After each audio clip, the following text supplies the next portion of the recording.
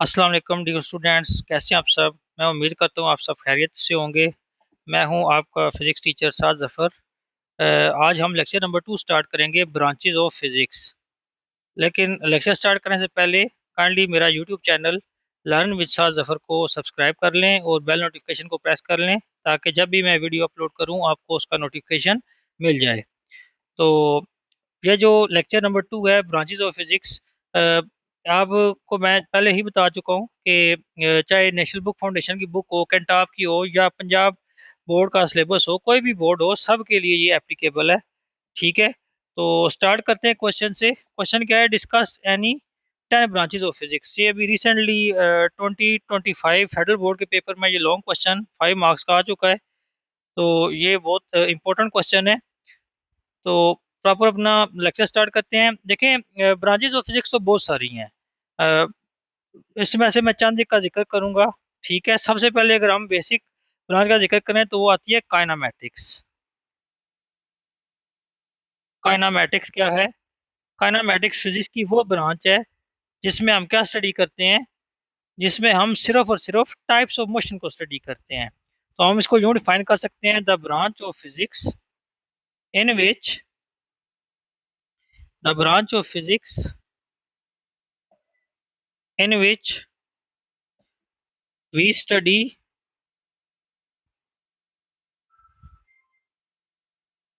Types of motion. Types of motion only. ठीक है, मतलब सिर्फ हमने मोशन की टाइप को डिस्कस करना है, इससे ज़्यादा हम कोई चीज़ डिस्कस नहीं करेंगे।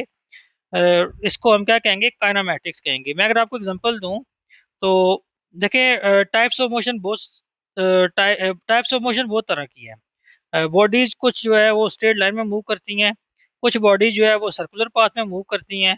ठीक है, तो अगर हम सिर्फ बात करें कि बॉडी की कौन सी टाइप ऑफ मोशन है, तो वो काइनामेटिक्स की कैटेगरी में आएगी। ठीक है, मैं अगर एग्जांपल दूं, एक ग्लास है, ग्लास को हम एक सर्टेन हाइट से थ्रो करते हैं, तो ग्लास जो है वो नीचे गिरेगा। और मैं अगर आपसे पूछूं कि कौन सी टाइप ऑफ मोशन हुई है, तो इसको हम क्या कहेंगे? इसको हम कहेंगे स्ट्रेट लाइन मोशन हुई है। तो ये काइनामेटिक्स के जो है ना वो अ, इसको हम काइनामेटिक्स कहेंगे। ठीक है, क्योंकि सिर्फ हमने टाइप ऑफ मोशन डिस्कस किया है, इसके अलावा हमने कोई और चीज़ डिस्कस नहीं की। काइनामेटिक्स के बाद आ जाती है डायनामिक्स। डायनामिक्स में क्या होता है? डायनामिक्स फिजिक्स की वो ब्रांच है जिसमें हम टाइप्स ऑफ मोशन तो डिस्कस करते ही करते हैं, लेकिन साथ उसकी कॉजेज भी डिस्कस करते हैं। ठीक है, तो हम इसको कैसे डिफाइन करेंगे? द ब्रांच ऑफ साइंस या the branch of physics, the branch of physics in which we study, the branch of physics in which we study types of motion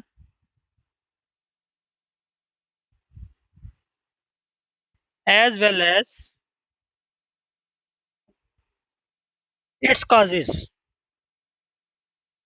मतलब हम टाइप ऑफ मोशन को तो discuss कर ही कर रहे हैं, लेकिन साथ में हम उसकी कॉज को भी डिस्कस करेंगे। इसको एग्जांपल की मदद से अंडरस्टैंड करते हैं। वही एग्जांपल जो मैंने पुरानी एग्जांपल ली थी, अगर आप एक ग्लास को एक सर्टेन हाइट के ऊपर ले जाएं और उसको छोड़ दें तो वो नीचे गिरेगा। अगर तो मैं पूछता हूँ कि ये कौन सी मोशन है, हम कहेंगे कि लीनियर मोशन है। ठीक है, वो काइनेमेटिक्स है। लेकिन अगर मैं साथ ये रीजन पूछ लूँ कि जो ग्लास है वो क्यों नीचे गिरा है, ठीक है, तो आप उसकी वजह बताएंगे कि ग्रेविटी है। तो ग्रेविटी क्या है? ग्रेविटी बेसिकली कॉज आ गई। अब जब टाइप्स ऑफ मोशन के साथ कॉज आ जाती है, तो उसको हम क्या कहते हैं? डायनामिक्स कहते हैं। फिर इसके बाद आती है मैकेनिक्स। मैकेनिक्स क्या है? मैकेनिक्स भी एक फिजिक्स की ब्रांच है। ठीक है, जिसमें हम क्या करते हैं? हम टाइप्स ऑफ मोशन तो डिस्कस करते ही करते हैं, लेकिन उसके साथ साथ कॉजेज और इफेक्ट्स भी डिस्कस करते हैं। तो सबसे पहले हम इसको डिफाइन करते हैं: the branch of physics in which we study types of motion as well as its causes and effects। Example के साथ एक्सप्लेन करूंगा तो मजीद समझ आ जाएगी। देखें, अगर वही पुरानी एग्जांपल है हम ग्लास की, अगर एक ग्लास को एक सडन हाइट के ऊपर लेके हम जाएं और उसको फिर छोड़ दें तो क्या होगा, वो नीचे गिर जाएगा। तो अगर मैं पूछ रहा हूँ कि कौन सी टाइप ऑफ मोशन हुई है, तो हम कहेंगे कि स्ट्रेट लाइन मोशन हुई है या लीनियर मोशन हुई है। अगर मैं उसके साथ उसकी काज पूछ लूं कि क्यों नीचे गिरा है, तो आप कहेंगे कि ग्रेविटी है। और उसका अगर मैं पूछूं कि इफेक्ट क्या हुआ है, तो ग्लास जो है वो ब्रेक हो गया, टूट गया है, और साथ में उसकी साउंड प्रोड्यूस हुई है। तो जो साउंड प्रोड्यूस हुई है, आपको पता है साउंड भी फॉर्म ऑफ एनर्जी है, ठीक है।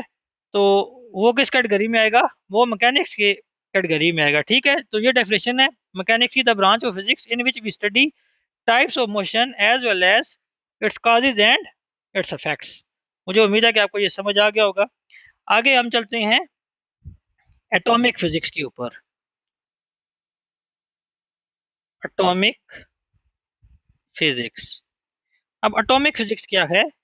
देखिए, एटॉमिक का वर्ड निकला है एटम से। एटम क्या है? एटम एक स्मॉलेस्ट पार्टिकल है।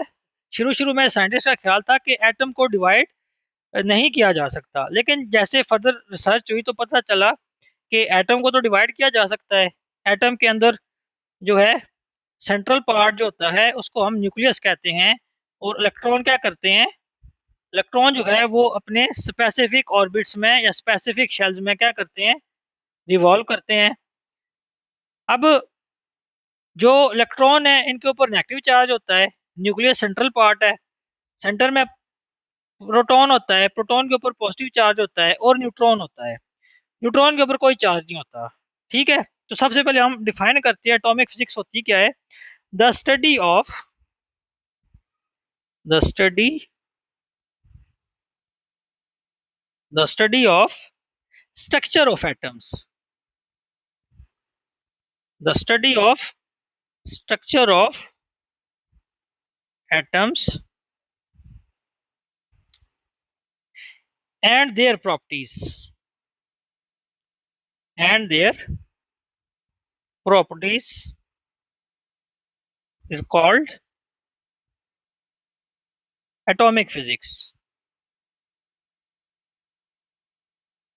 हमने स्ट्रक्चर डिस्कस कर लिया। एटम के सेंट्रल पार्ट को हम न्यूक्लियस कहते हैं। इलेक्ट्रॉन क्या करते हैं, न्यूक्लियस के अराउंड रिवॉल्व करते हैं सर्कुलर ऑर्बिट, स्पेसिफिक ऑर्बिट्स में। अच्छा, प्रॉपर्टीज की क्या मतलब है? प्रॉपर्टीज का मतलब ये है कि इलेक्ट्रॉन और न्यूक्लियस के दरमियान एक इलेक्ट्रोस्टैटिक फोर्स होती है, ठीक है, जो कि इलेक्ट्रॉन को सर्कुलर ऑर्बिट में बाउंड करके रखती है। तो इसी वजह से इलेक्ट्रॉन क्या करते हैं, सर्कुलर पाथ में रिवॉल्व करते रहते हैं, ठीक हो गया। इसकी नेक्स्ट ब्रांच है न्यूक्लियर फिजिक्स।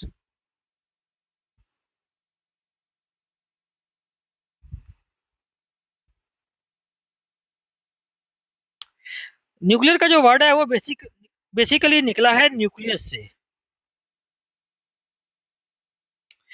न्यूक्लियस से निकला है न्यूक्लियर फिजिक्स का वर्ड। अब देखिए, मैंने जैसे आपको एटॉमिक फिजिक्स में बताया कि एटम के सेंट्रल पार्ट को हम न्यूक्लियस कहते हैं, ठीक है। और सेंट्रल पार्ट में ये जो आपका न्यूक्लियस है, इसमें प्रोटॉन है और न्यूट्रॉन है। प्रोटॉन के ऊपर पॉजिटिव चार्ज, न्यूट्रॉन के ऊपर कोई भी चार्ज नहीं है। तो अगर तो हम सिर्फ न्यूक्लियस की स्टडी कर रहे हैं, एटम के न्यूक्लियस की स्टडी कर रहे हैं, तो उसको हम न्यूक्लियर फिजिक्स कहेंगे, ठीक है। अब प्रोटॉन है और न्यूट्रॉन है। अब अगर हम सिर्फ प्रोटॉन और न्यूट्रॉन की स्टडी करेंगे तो वो न्यूक्लियर फिजिक्स की कैटेगरी में आएगी। तो इसको हम डिफाइन कैसे करेंगे? इसको हम डिफाइन करेंगे the branch of physics, the branch of physics in which we study in which we study behavior of nuclei, behavior of nuclei and particles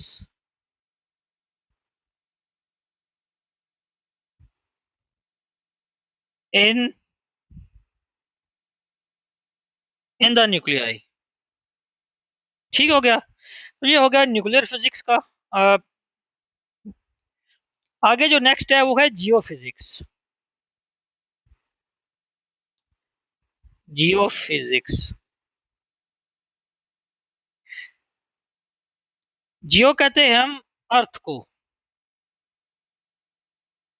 ठीक है, मतलब हम अर्थ की जो है ना वो, जियो फिजिक्स क्या है, फिजिक्स की वो ब्रांच है जिसमें हम अर्थ की स्टडी करते हैं कि जैसे अर्थ के ऊपर अर्थक्वेक्स कैसे आती हैं, टेक्टोनिक प्लेट्स कैसे मूव करती हैं, ठीक है, क्यों मूव करती हैं, क्या रीजन है, सारी की सारी स्टडी किस में आ जाती है, जियो फिजिक्स में।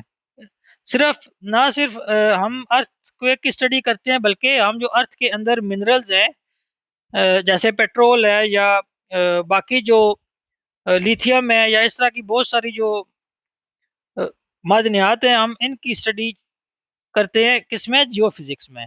तो जस्ट इसकी डेफिनेशन हम यहाँ पे लिखते हैं, it is the study of, it is it is the study of internal structure of earth, internal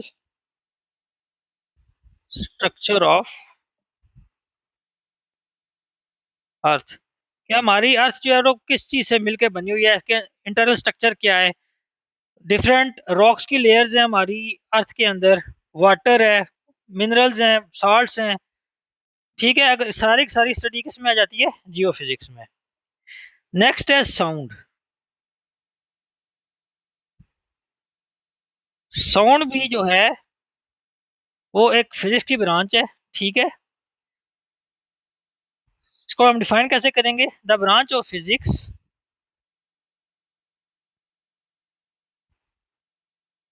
the branch of physics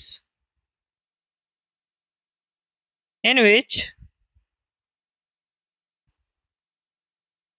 we study physical aspects of sounds.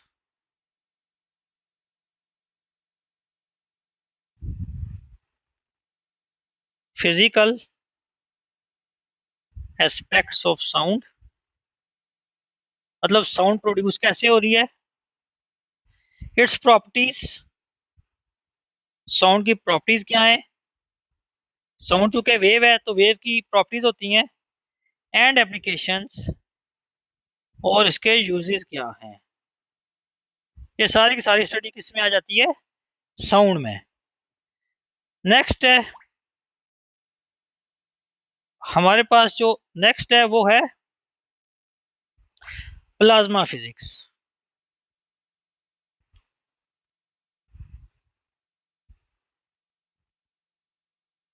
Plasma physics क्या है, हम छोटी क्लासेस में पढ़ के आ चुके हैं कि मैटर की बेसिकली फोर स्टेट्स हैं। पहली स्टेट्स को हम सॉलिड कहते हैं, दूसरी जो स्टेट है उसको हम लिक्विड कहते हैं, तीसरी जो स्टेट है हम उसको गैस कहते हैं, और जो लास्ट या फोर्थ स्टेट है उसको हम प्लाज्मा कहते हैं। ठीक है, तो सिंपल सी डेफिनेशन है, the fourth state of matter, the fourth state of matter is called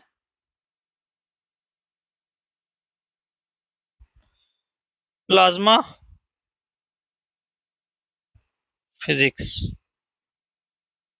ठीक है, अब बेसिकली होता क्या है, सॉलिड है, जैसे सॉलिड में हमारे पास क्या है, हमारे पास सॉलिड में आइस है। अगर हम इसको क्या करें, हीट करें, तो आइस कन्वर्ट हो जाएगी किस में, वाटर में। और वाटर की कौन सी स्टेट है, लिक्विड स्टेट है। अगर हम जी जो है इसको हीट करें, वाटर को, तो ये गैस में कन्वर्ट हो जाता है। गैस कौन सी स्टेट है, वेपर फॉर्म है। अगर हम गैस को जी जो है वो हीट करें, हीट एनर्जी प्रोवाइड करें, तो वो किस में कन्वर्ट हो जाएगा, प्लाज्मा में। और इसको हम कहते हैं आयोनिक स्टेट। आयोनिक स्टेट का मतलब ये है कि जो एटम्स हैं, एटम जो है will be converted into, atoms will be converted into positive and negative ions. इसीलिए हम प्लाज्मा फिजिक्स को, हम प्लाज्मा स्टेट को क्या कह सकते हैं, हम प्लाज्मा स्टेट को कह सकते हैं कि ये क्या है, प्लाज्मा जो स्टेट है ये आयोनिक स्टेट है। इसके बाद हम नेक्स्ट चलते हैं, वो है बायोफिजिक्स। नाम से ही जाहिर है कि बायो और फिजिक्स का कॉम्बिनेशन है बायोफिजिक्स। ठीक है, दिस फील्ड, इसको डिफाइन करते हैं, this field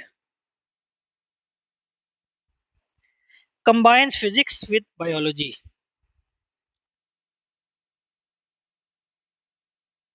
This field combines physics with biology to understand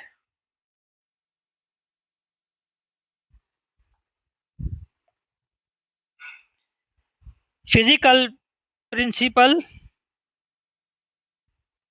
physical principles of living things। ये जो लिविंग थिंग्स हैं उनके प्रिंसिपल क्या है, physical principle of living things.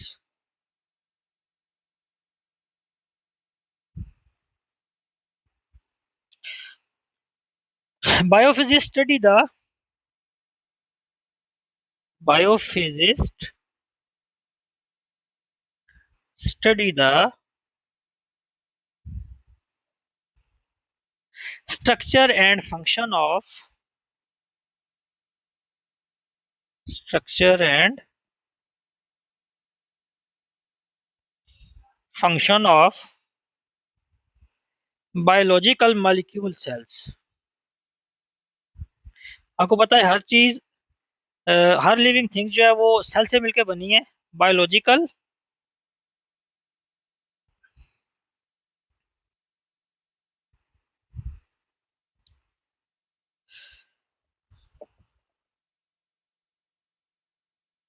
Molecules. ठीक हो गया।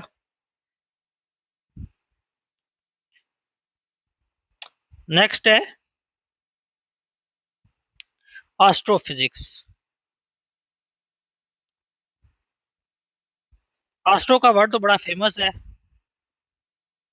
एस्ट्रोलॉजी का हमने नाम सुना हुआ है। एस्ट्रोलॉजी वो लोग होते हैं जो सितारों की चाल देख के फ्यूचर प्रेडिक्ट करते हैं, जो कि शरन जायज नहीं है। तो एस्ट्रो का मतलब है स्टार्स, एस्ट्रो मींस स्टार्स। ठीक है, एस्ट्रोफिजिक्स वो है जिसमें हम स्टार्स की स्टडी करते हैं, गैलेक्सीज की स्टडी करते हैं। हम ये स्टडी करते हैं कि स्टार्स जो है वो किस चीज़ से मिलकर बने हुए हैं, इनके अंदर केमिकल प्रॉपर्टीज क्या हैं। सारी की सारी जो स्टडी है वो किस में आ जाती है, एस्ट्रोफिजिक्स में आ जाती है। तो अगर हम इसको डिफाइन करना चाहें तो astrophysics, astrophysics is branch of physics, astrophysics is branch of physics in which we study, in which we study properties of, properties of heavy objects like stars। ऐसे हमारा सन है, हमारा सन भी एक हैवी ऑब्जेक्ट है, अर्थ से बहुत ज्यादा बड़ा है। Heavy objects of, heavy objects like stars and galaxies. तो इस स्टार्स की, गैलेक्सीज की जो सारी की सारी स्टडी है वो सारी की सारी एस्ट्रोफिजिक्स में आती है। लास्ट है हमारी कंप्यूटेशनल फिजिक्स। क्योंकि वीडियो बड़ी हो रही है तो मेरे ख्याल में इतने ब्रांचेस काफ़ी हैं, क्योंकि हमारा टॉपिक कवर हो जाता है आसानी के साथ। तो कंप्यूटेशनल फिजिक्स, कंप्यूटेशनल का वर्ड निकला है कंप्यूट करने से। हम मैथ में कंप्यूटेशन करते हैं, कैलकुलेट करते हैं चीज़ें, ठीक है। अब अगर हम फिजिक्स के अंदर एल्गोरिदम्स का इस्तेमाल करें, ठीक है, कॉम्प्लेक्स प्रॉब्लम्स को सॉल्व करने के लिए, या सिमुलेशंस का इस्तेमाल करें। अब सिमुलेशंस क्या होती हैं? सिमुलेशंस आप यूँ समझ लें कि वीडियो एनिमेशंस हैं, अ, जो कि इस्तेमाल हम करते हैं बच्चों को विजुलाइज करवाने के लिए। सम टाइम किसी कॉन्सेप्ट को एक्सप्लेन करना इतना आसान नहीं होता, लेकिन अगर बच्चे को हमने विजुलाइज करवा दिया, जैसे फॉर एग्जांपल हार्ट है। अब ज़ाहिर है हम हार्ट इतना आसान तो नहीं है कि किसी को हार्ट का इंटरनल स्ट्रक्चर दिखाना, तो हम अगर उसको कोई वीडियो एनिमेशन दिखाते हैं तो वो सारे के सारे किस में हम बनाएंगे? वो कंप्यूटेशनल फिजिक्स में हम बनाएंगे। तो इसको डिफाइन करते हैं, in this branch of physics, in this branch of physics we study method, we study method and algorithms।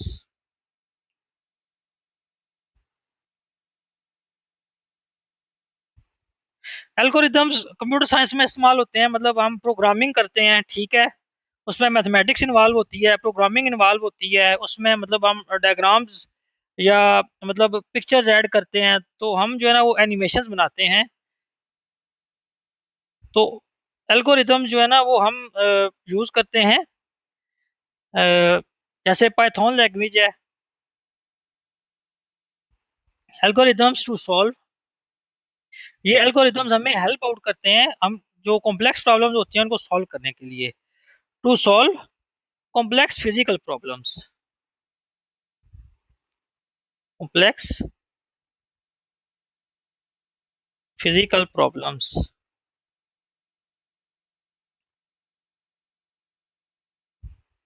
Computational physics, computational physics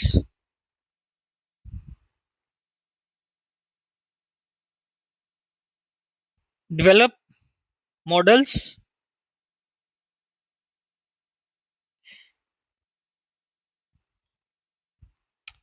develop models and simulation, and simulation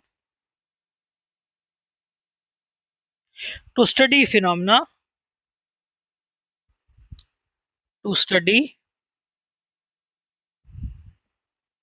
phenomena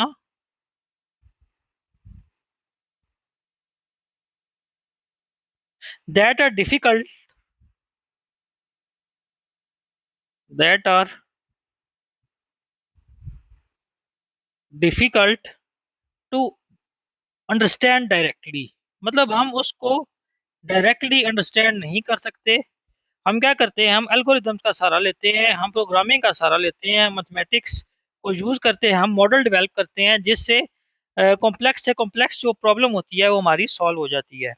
तो ये आपका टॉपिक कंप्लीट हो गया है branches of physics का। और भी बहुत सारी ब्रांचेज हैं, लेकिन according to my point of view इतनी ब्रांचेज काफ़ी हैं for the purpose of long question.